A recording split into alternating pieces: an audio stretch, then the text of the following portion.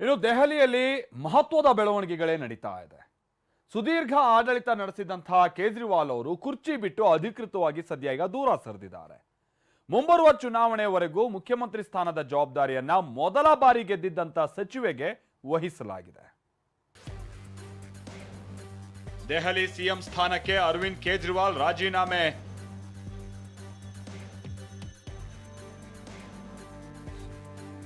ನೂತನ ಮುಖ್ಯಮಂತ್ರಿಯಾಗಿ ಅತಿಶಿ ಮರ್ಲೇನಾ ಆಯ್ಕೆ.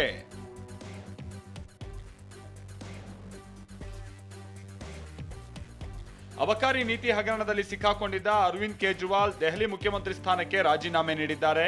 ಮೊನ್ನೆ ಘೋಷಣೆ ಮಾಡಿದಂತೆ ಇವತ್ತು ವಿಕೆ ಸಕ್ಸೇನಾ ಅವರನ್ನ ಭೇಟಿಯಾಗಿ ರಾಜೀನಾಮೆ ಪತ್ರವನ್ನ ಸಲ್ಲಿಸಿದ್ದಾರೆ. ಇನ್ನು ದೆಹಲಿ ಸಿಎಂ ಕುರ್ಚಿಯ ಸುತ್ತ ಅನೇಕ ಸಚಿವರು ಕಣ್ಣಿಟ್ಟಿದ್ದರು. ಯಾರನ್ನ ಮುಂದಿನ ಉತ್ತರಾಧಿಕಾರಿಯನ್ನಾಗಿ ಮಾಡೋದು ಅಂತ ಶಾಸಕಾಂಗ ಸಭೆಯಲ್ಲಿ ಚರ್ಚೆ ನಡೆಯಿತು. ಈ ವೇಳೆ ಅರವಿಂದ್ ಕೇಜ್ರಿವಾಲ್ ಸಚಿವೆ ಅತಿಶಿ ಅವರ ಹೆಸರನ್ನ ಪ್ರಸ್ತಾಪಿಸಿದ್ರು. ಎಲ್ಲ ಶಾಸಕರು ಅವಿರೋಧವಾಗಿ ಅತಿಶಿ ಅವರನ್ನೇ ಆಯ್ಕೆ ಮಾಡಿದ್ರು.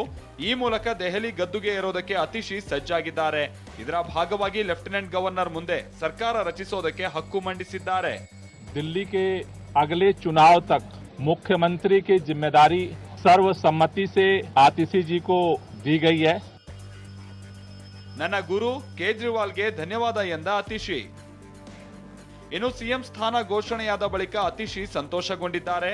ಕೇಜ್ರಿವಾಲ್ ಅವರನ್ನ ರಾಜಕೀಯ ಗುರು ಅಂತ ಕರೆದು ಧನ್ಯವಾದ ತಿಳಿಸಿದ್ದಾರೆ. ಮೊದಲ ಬಾರಿ ಗೆದ್ದ ನನಗೆ ಸಿಎಂ ಸ್ಥಾನ ಸಿಕ್ಕಿದೆ, ಇದು ಆಪ್ನಿಂದ ಮಾತ್ರ ಸಾಧ್ಯ ಅಂದಿದ್ದಾರೆ.